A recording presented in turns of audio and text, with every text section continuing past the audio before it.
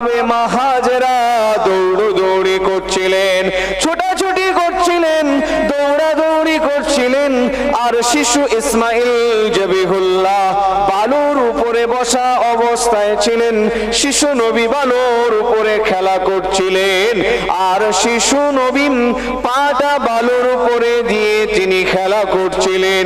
কিতাবের মধ্যে এসেছে আল্লাহ পাক ইসমাইল জবিহুল্লাহর পায়ের নিচ দিয়ে পবিত্র জমজমের পানি জারি করে দিয়েছিল।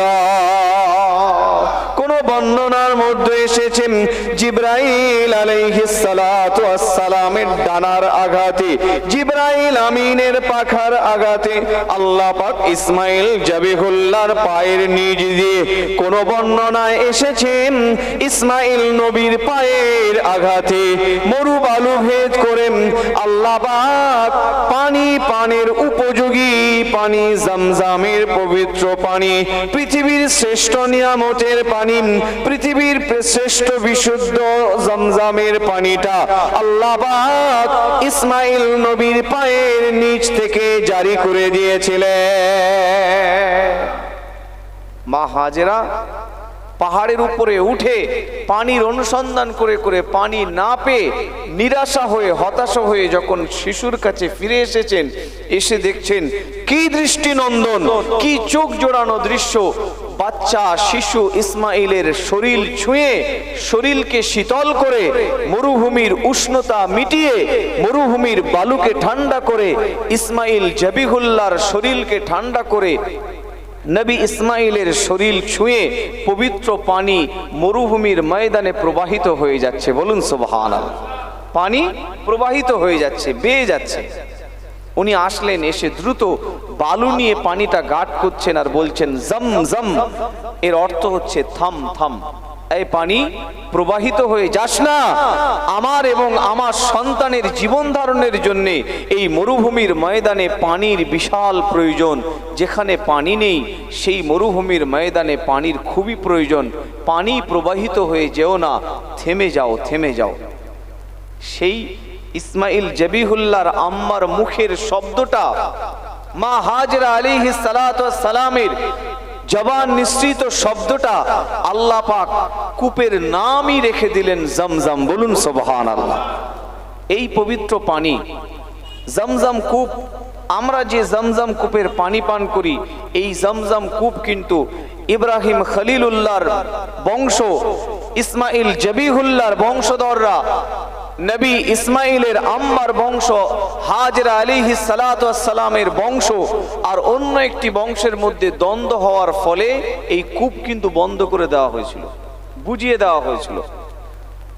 তো পরবর্তীতে এখন যে জমজমের পানি পান করা হয়, এই জমজম কূপ উদ্ধার করেছিলেন রাসূলুল্লাহর দাদা আব্দুল মুত্তালিব, উনি পুনরুদ্ধার করেছিলেন। তো পুনরুদ্ধার করার পূর্বে 3 দিন খনন করে যখন জমজম কূপ মেলেনি, উনি মান্যত করেছিলেন যে জমজম কূপ যদি উদ্ধার হয় তাহলে আমার 10টি পুত্র সন্তান হলে একটি আল্লাহর জন্য কুরবানি করব।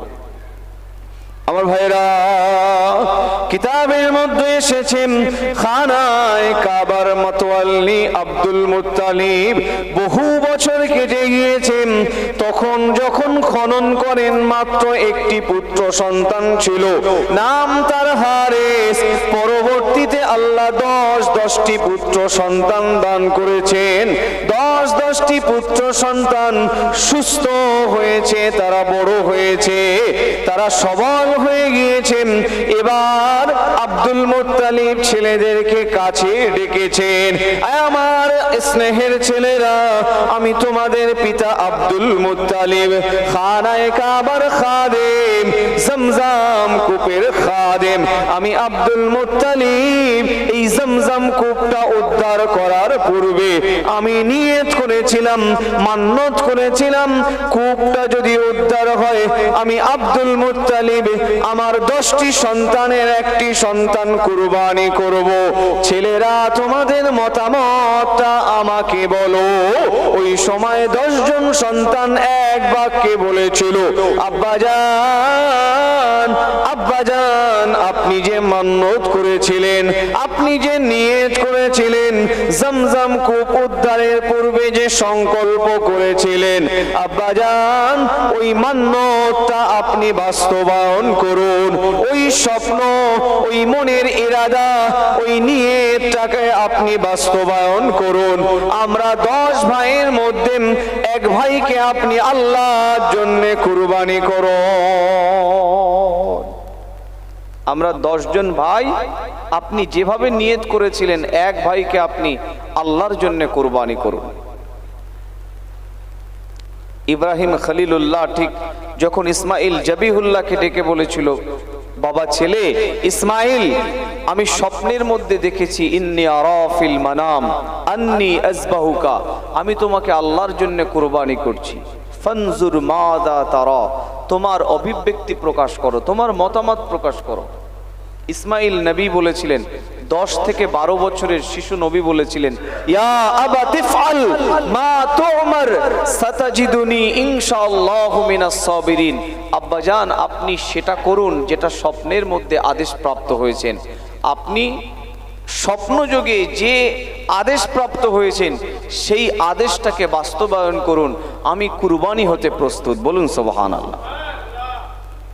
তো আবু তালেবের 10 জন ছেলে বলছে, আব্বাজান, আমাদেরকে কুরবানি করুন, আমাদের 10 ভাইয়ের মধ্যে যাকে পছন্দ হয় কুরবানি করুন, আমরা কুরবানি হতে প্রস্তুত।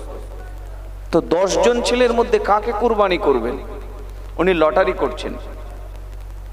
10 ভাইয়ের সিরাতের কিতাবে এসছে, তারই গ্রন্থের মধ্যে এসেছে যে আব্দুল মুত্তালিব 10 জনের মধ্যে কাকে কুরবানি করবেন এটা নির্ণয়ের জন্য লটারি করতে লাগলেন।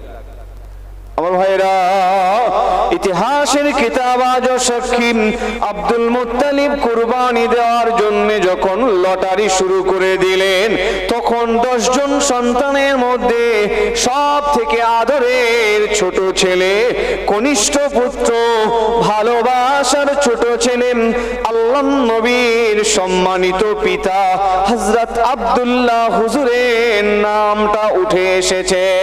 আব্দুল্লাহ হুজুরের নামটা যখন লটারিতে উঠে এসেছে, 9 ভাই সবাই বলতে লাগলো, আব্বাজান, আমার ছোট ভাই, আমাদের ছোট ভাই আব্দুল্লাহকে আপনি কুরবানি করবেন না। আব্বাজান, আমাদের স্নেহের ছোট ভাই, ভালোবাসার ছোট ভাই, ও আমাদের সবার বয়সের ছোট, আমরা সবাই ওকে স্নেহ করি। ওই ছোট ভাইকে না করে আমাদের 9 ভাইয়ের মধ্যে যাকে খুশি করুন। সবাই অনুরোধ করতে লাগলেন। তো আব্দুল মুত্তালিব অনুরোধ শুনে আবার দ্বিতীয়বার লটারি করলেন। আবার দ্বিতীয়বার রাসূলুল্লাহর সম্মানিত পিতার নাম হযরত আব্দুল্লাহ হুজুরের নাম আবার লটারিতে এসেছে। আবার ভাইরা, রাসূলুল্লাহর সম্মানিত চাচারা, তারা দাদা আব্দুল মুত্তালিবকে অনুরোধ করছেন, আব্বাজান, আমার ছোট ভাইয়ের পরিবর্তে আমাদের কাউকে কুরবানি করুন। আমার ভাইরা, কিতাবের মধ্যে এসেছেন আব্দুল মুত্তালিব কুরবানি দেওয়ার জন্য আব্দুল্লাহ হুজুরের পরিবর্তে রহমতের নবীর পিতা, দোজাহানের বাদশাহ, ইমামুল আম্বিয়া, গোটা জগতের রহমত, মানবতার মুক্তির দূত, শফিউল মুজনবিনের সম্মানিত পিতা হুজুরের পিতার পরিবর্তে যাতে অন্যকে কুরবানি দেওয়া যায়, এই জন্য রাসূলুল্লাহর দাদা আব্দুল মুত্তালিব বারবার লটারি করছেন, আর বারবার রাসূলুল্লাহ সম্মানিত পিতা হযরত আব্দুল্লাহ হুজুরের নামটা উঠে আসছে। এক পর্যায়ে খানায়ে কাবার মুতওয়াল্লি আল্লাহর নবী সম্মানিত দাদা আব্দুল মুত্তালিব উনি নির্ণয় করে নিলেন, উনি ঠিক করে নিলেন, উনি ডিসাইড করে নিলেন, না না, আমি আর কোনো সিদ্ধান্তে যাব না, বরং লটারির মধ্যে আমার স্নেহের ছোট ছেলে, আমার আদরের ছোট ছেলে, আমার ভালোবাসার ছোট ছেলে হযরত আব্দুল্লাহ নামটা বারবার উঠে আসছে। ওই কুরবানির জন্য আমি আমার ছোট ছেলে হযরত আব্দুল্লাহকে কুরবানি দেব।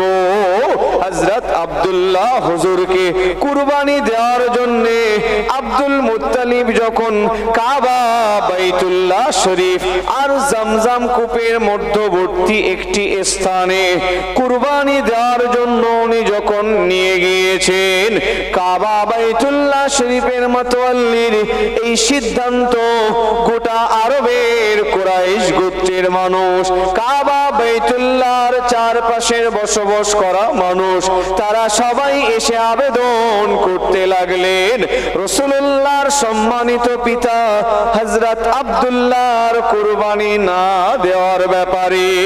সকলেই এসে নিবেদন করতে লাগলেন, ও খানায়ে কাবার মাতওয়াল্লি আব্দুল মুত্তালিব, আপনার ছোট ছেলেকে কুরবানি দেবেন না। সব ভাইয়েরা যেমন ছোট ভাইকে কুরবানি যাতে না দেয় তার জন্য অনুরোধ করছিল, কিন্তু বারবার যখন লটারিতে নাম আসছে, আব্দুল মুত্তালিব সিদ্ধান্ত নিলেন, না আর আমি কোনো সিদ্ধান্তে যাব না, ছোট ছেলেকেই কুরবানি করব। কুরবানির ময়দানে নিয়ে গিয়েছেন কাবা শরীফ আর জমজম কূপের মধ্যবর্তী একটি জায়গায়। কুরবানির স্থানে যখন নিয়ে গিয়েছেন, কুরাইশ গোত্রের বিভিন্ন নেতারা, লিডারেরা, সরদারেরা বেরিয়ে এসে বলেছিল, ও কাবার মাতওয়াল্লি আব্দুল মুত্তালিব, এই ছোট ছেলে আব্দুল্লাহকে কুরবানি করবেন না, এর কুরবানির পরিবর্তে অন্য কিছু করা যায় কিনা দেখুন না। আমরা সবাই হযরত আব্দুল্লাহকে খুব স্নেহ করি, ভালোবাসি। ওনার চেহারার মধ্যে এত মায়া ছিল, এত সুন্দর চেহারা ছিল, চেহারা দেখলেই তার মায়া জন্মায়। কুরাইশ গোত্রের মানুষ এসে বলেছিল, এই আব্দুল্লাহকে আপনি কুরবানি না দিয়ে কুরবানির পরিবর্তে কিছু করা যায় কিনা দেখুন। তো সেই সময় যারা বিচার করতেন, এরকম একজন বিচারক, তার কাছে যে এই বিষয়টা জানানো হলো, তিনি বললেন, শোনো, খানায়ে কাবার মাতওয়াল্লি, একজন মানুষ অন্যায় করলে, এমন অন্যায় যে অন্যায়ের কারণে তার যাবজ্জীবন কারাবাস হয়, এরকম একজন আসামি সেই কারাবাস থেকে, যাবজ্জীবন কারাদণ্ড থেকে মুক্তি পেতে গেলে সেই সময়ের নিয়ম ছিল 10টি উট দিতে হবে। তো হযরত আব্দুল্লাহর নামের সাথে 10টা উটের নাম লটারি করে যদি উটের নাম ওঠে তাহলে উট কুরবানি করবে, আর ছেলেকে কুরবানি করতে হবে না। আমার ভাইরা, কিতাবের মধ্যে এসেছে, তারিখের গ্রন্থের মধ্যে এসেছে, আল্লাহর নবীর সম্মানিত দাদা আব্দুল মুত্তালিব এবার 10টি উটের সঙ্গে নিজের ছোট ছেলে হযরত আব্দুল্লাহর নামটা যখন লটারি করতে লাগলো, দেখা গেল ওই 10টি উটের নাম না উঠে আল্লাহর নবীর পিতা হযরত আব্দুল্লাহ হুজুরের নামটা উঠেছে। আমার ভাইরা, আমার মুরব্বিয়ানেরা, এভাবে আল্লাহর নবীর সম্মানিত দাদা উটের সংখ্যা বৃদ্ধি করতে লাগলেন। 10 10 10 করে বাড়াতে বাড়াতে এমন করে 90টা উট হয়ে গিয়েছে। তখনও লটারির মধ্যে হযরত আব্দুল্লাহ হুজুরের নামটা উঠে আসছে। এবার যখন 90টা উট হয়ে গিয়েছে, 100 উট মেলানোর পরে আল্লাহ দরবার শরীফে খানায়ে কাবার মাতওয়াল্লি নিজের ছোট ছেলের প্রাণ ভিক্ষার জন্য দোয়া চাইছেন। ও খানায়ে কাবার মালিক, ও বাইতুল্লাহ শরীফের মালিক আল্লাহ, আমার ছোট ছেলে হযরত আব্দুল্লাহর জীবন দান করুন। আল্লাহ, আমি কাবার মাতওয়াল্লি আব্দুল মুত্তালিব, আমার ছোট ছেলে আব্দুল্লাহর প্রাণ ভিক্ষা চাইছি। আল্লাহ, উটের কুরবানি কবুল করে নিয়ে আমার ছোট ছেলেকে আপনি প্রাণ দান করে দেন। আমার ভাইরা, আমার মুরব্বিয়ানেরা, আব্দুল মুত্তালিব কাবা শরীফের সম্মুখে এসে যখন দোয়া চাইছেন, এবার 100 উটের নামের সঙ্গে আমার রহমতের নবী, মায়ার নবী, ইমামুল আম্বিয়া নবী হুজুরের সম্মানিত পিতার নাম যখন মিলিয়ে লটারি উঠানো হয়েছে, দোয়া চাওয়ার পরে আল্লাহ পাক আব্দুল্লাহ হুজুরের পরিবর্তে উটের নাম লটারির মধ্যে উঠে এসেছে। 100টা উটের পরে হযরত আব্দুল্লাহ হুজুরের নাম না উঠে উটের নাম এসেছে আব্দুল মুত্তালিব। নির্দ্বিধায়, বিনা দ্বিধায় সন্তান কুরবানির পরিবর্তে তার হযরত আব্দুল্লাহ হুজুরের পরিবর্তে 100 উট তিনি কুরবানি করে দিলেন। এই কুরবানির সংবাদ গোটা মক্কা মদিনায় ছড়িয়ে গিয়েছে যে খানায় কাবার মতওয়াল্লি তার ছোট ছেলে কুরবানির পরিবর্তে 100 উট কুরবানি করা হয়েছে। এর ফলে আব্দুল মুত্তালিব হুজুরের ছোট ছেলের মানুষের কাছে গ্রহণযোগ্যতা, মানুষের কাছে খ্যাতি, সুনাম দিকে দিকে ছড়িয়ে পড়েছে। যার জীবনের বিনিময়ে 100 উট কুরবানি করা হয়েছে, সেই সময় তাকে অনেক বড় দৃষ্টিতে দেখা হতো। তো আব্দুল মুত্তালিব হুজুরের খ্যাতি, সুনাম কুরাইশ গোত্রের সমস্ত নেতারা, লিডারেরা, আরবের বিভিন্ন বংশের সরদারেরা তারা আব্দুল্লাহ হুজুরের প্রতি বিমোহিত হতে লাগলেন, আকৃষ্ট হতে লাগলেন যে এই ছেলে, এর সম্মান, খ্যাতি, যার কুরবানির পরিবর্তে 100 উট কুরবানি করা হয়েছে, তার খ্যাতি সুনাম কতখানি। তো বনু জোহরা গোত্রের সরদার রাসূলুল্লাহর সম্মানিত দাদু আব্দুল মুত্তালিব, ইনি হলেন বনু হাশিম গোত্রের সরদার, এটাও কুরাইশ গোত্রের অন্তর্ভুক্ত।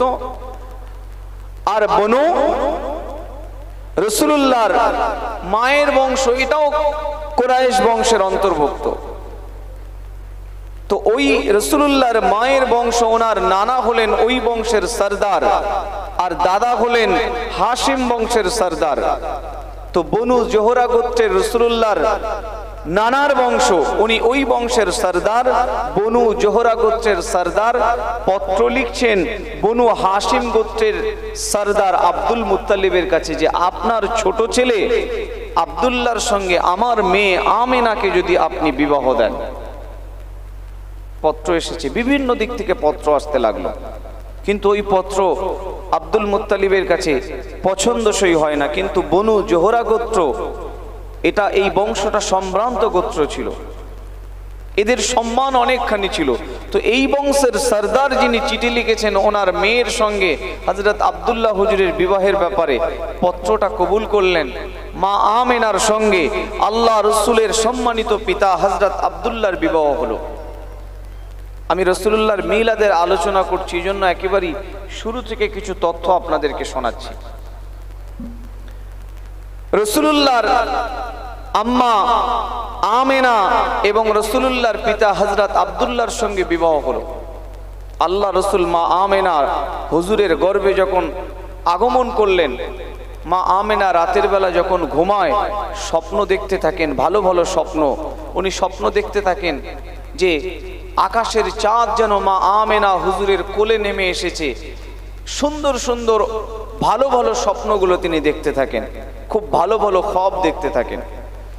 আমার ভাইরা, রহমতের নবী, দয়ার নবী, বিশ্ব রাসূলের সম্মানিত পিতা ব্যবসার উদ্দেশ্যে যখন সিরিয়াতে গিয়েছে, ব্যবসার জন্য তিনি যখন সিরিয়ার উদ্দেশ্যে গিয়েছেন, সিরিয়া থেকে ব্যবসার উদ্দেশ্যে যখন আবার ফিরে আসছেন, ব্যবসার সামান নিয়ে যখন ফিরে আসছেন, ইয়াসরিব তথা মদিনা শরীফে যখন এসে পৌঁছেছেন, হযরত আব্দুল্লাহ হুজুর মদিনা তথা ইয়াসরিবে এসে অসুস্থ হয়ে গেলেন। এত অসুস্থ হয়ে গেলেন হযরত আব্দুল্লাহ হুজুর আল্লাহর নবীর সম্মানিত পিতা ওই ইয়াসরিবের জমিনে অসুস্থ হয়ে ইন্তেকাল করলেন। রহমতের নবী, দয়ার নবী 6 মাস মায়ের গর্ভে আল্লাহ নবী পিতা হারা হয়ে গেলেন। রহমতের নবী, দয়ার রাসূল দুনিয়াতে আগমন করলেন, বিশ্বনবী হুজুর যখন পৃথিবীতে আগমন করলেন, দোজাহানের বাদশাহ রহমাতুল লিল আলামিন যখন দুনিয়াতে আসলেন 570 খ্রিস্টাব্দে 12ই রবিউল আউয়াল সোমবার সুবহে সাদেকের সময় আল্লাহ নবী ধুলির ধারাকে আলোকিত করে, গোটা মরুকে আলোকিত করে, গোটা পৃথিবীর অন্ধকারকে দূরীভূত করে, গোটা পৃথিবীর কুসংস্কার অন্ধকার আচ্ছন্নতা দূরীভূত করে রহমতের নবী মানবতার দিশা নিয়ে, হেদায়েতের দীপ নিয়ে, আল্লাহ প্রদত্ত নূরের বাতি নিয়ে রাসূলুল্লাহ যখন পৃথিবীতে আসলেন, রাসূলুল্লাহর মা আমেনা হুজুর তিনি দেখতে লাগলেন আল্লাহ নবী রহমতের নবী দুনিয়াতে যখন আসলেন, রাসূলুল্লাহ ক্রন্দন করতে লাগলেন। ওই ক্রন্দনটা অন্য বাচ্চাদের ক্রন্দনের মতো ক্রন্দন নয়, রহমতের নবীর কান্নার মধ্যে যেন চিন্তার ছাপ রয়েছে, রহমতের নবীর কান্নার মধ্যে যেন ব্যথার ছাপ রয়েছে। দয়ান নবী দুনিয়াতে আসলেন, আবু লাহাব তার কৃত দাসী ছিল সুআইবা, ওই সুআইবা তার মনিব আবু লাহাব আল্লাহ নবীর চাচাকে যে বলতে লাগলেন, মনিব আপনার ছোট ভাই হযরত আব্দুল্লাহ তার একটি পুত্র সন্তান দুনিয়া আলোকিত করে এসেছে। রাসূলুল্লাহ যখন আসছেন দুনিয়াতে, রাসূলুল্লাহর আগমনের সংবাদ আবু লাহাবের কৃত দাসী সুআইবা, এই সুআইবা আল্লাহর নবীর চাচা আবু লাহাবকে শোনাচ্ছেন, মালিক আপনার মৃত ভাই হযরত আব্দুল্লাহর একটি পুত্র সন্তান হয়েছে, চাঁদের মতো আলোকিত সন্তান, এত সুন্দর সুদর্শী সুশ্রী, এত সুন্দর তার চেহারা, তার গায়ে চাঁদের আলো হার মেনে যাবে, এত সুন্দর চেহারা। এই কথা শোনার সঙ্গে সঙ্গে আবু লাহাব তার হাতের ইশারায় এই বাদীটাকে, এই খাদেমা গোলামটাকে আজাদ করে দিয়ে বলেছিল, যা আজকে যে সুসংবাদ দিয়েছিস, এই সুসংবাদ দেওয়ার কারণে তোর গোলামতি থেকে আমি মুক্ত করে দিলাম। বলুন সুবহানাল্লাহ। রহমতের নবী দয়ান নবী সম্মানিত চাচা হযরত আব্বাস রাদিয়াল্লাহু তাআলা আনহু এক রাতের বেলা তিনি খ্বাব দেখছেন, ঘুমের মধ্যে তিনি স্বপ্ন যোগে দেখছেন আবু লাহাবকে কবরের মধ্যে তিনি দেখছেন, স্বপ্ন যোগে আবু লাহাবকে হযরত আব্বাস রাদিয়াল্লাহু তাআলা আনহু জিজ্ঞেস করছেন, ও ভাই আবু লাহাব, কবরের মধ্যে তোমার হালাতটা কেমন, কবরের মধ্যে তুমি কেমন আছো, কবরের প্রেক্ষাপটটা আমি আব্বাসকে বলো। আল্লাহর নবী দয়ার রাসূলের জলিলুল কদর চাচা হযরত আব্বাস রাদিয়াল্লাহু তাআলা আনহুর প্রশ্নের উত্তরে আবু লাহাব বলেছিল, ভাই ও ভাই হযরত আব্বাস, আমি আবু লাহাব কবরের মধ্যে মোটেও ভালো নেই, কবরের মধ্যে এত আযাব হয়, আমার কবরের আযাব, আমার কবরের শাস্তি, আমার কবরের কষ্ট আমি আবু লাহাব আমি সহ্য করতে পারি না। ও ভাই হযরত আব্বাস, আমার আযাবটা এত বেদনাদায়ক আযাব, আমার কষ্টটা এত বেদনাদায়ক কষ্ট, এত কঠিন আযাব, এই আযাব আমার সহ্য হয় না, এই আযাবে আমি আবু লাহাব কবরের মধ্যে আমি অস্থির হয়ে যাই। তবে ভাই কবরের মধ্যে একটা দিন, সপ্তাহের সোমবার দিন, ইয়াউমুল ইসনাইন, সোমবার দিন যখন আসেন, এমনি আমার কবরের আযাবটা আল্লাহ একটু কমিয়ে দেয়। সপ্তাহের সোমবার দিনটা আসলে, ইয়াউমুল ইসনাইন আসলে আমার কবরের আযাবটা আল্লাহ পাক কমিয়ে দেয়। বলুন সুবহানাল্লাহ। আল্লাহ নবীর চাচা, মোহাব্বতের চাচা হযরত আব্বাস রাদিয়াল্লাহু তাআলা আনহু জিজ্ঞেস করেছিলেন, খাবের মধ্যে স্বপ্নযোগী জিজ্ঞেস করেছিলেন, ও ভাই আবু লাহাব, কবরের মধ্যে সারা সপ্তাহ ধরে এত কঠিন আযাব, এত বেদনাদায়ক আযাব, এত কঠিন শাস্তি, কিন্তু সোমবার দিনে কবরের আযাব একটু কমিয়ে দেওয়া হয়, সোমবার দিনের কবরের আযাব ক্ষমা করে দেওয়া হয়। ভাই আবু লাহাব, কেন এই দিনে কবরের আযাব ক্ষমা করে দেওয়া হয়? আবু লাহাব ওই সময় বলেছিলেন, ও ভাই হযরত আব্বাস, আমি আমার মৃত ভাই আব্দুল্লাহর যখন সন্তান হয়েছিল, আমার মৃত ভাই আমার ভাতিজা মুহাম্মদ সাল্লাল্লাহু আলাইহি ওয়াসাল্লাম যখন দুনিয়াতে আগমন করেছিল, আমার ভাইয়ের সন্তান আমার ভাতিজা যখন দুনিয়াতে এসেছিল, আমার গোলাম, আমার খাদেমা, আমার বাদী সুআইবা আমাকে যে সংবাদ দিয়েছিল, মুনিব আপনার মৃত ভাই আব্দুল্লাহর একটি পুত্র সন্তান হয়েছে। আমি আবু লাহাব এই সংবাদ শোনার সাথে সাথে আমি হাতের ইশারা করে বলেছিলাম, সুআইবা যা যা যা, আজ থেকে এই সংবাদ দেওয়ার কারণে আব্দুল্লাহ সন্তান মুহাম্মাদুর রাসূলুল্লাহ দুনিয়াতে আগমনের সংবাদ দেওয়ার খাতিরে আমি আবু লাহাব তোর গোলামতি ক্ষমা করে দিলাম।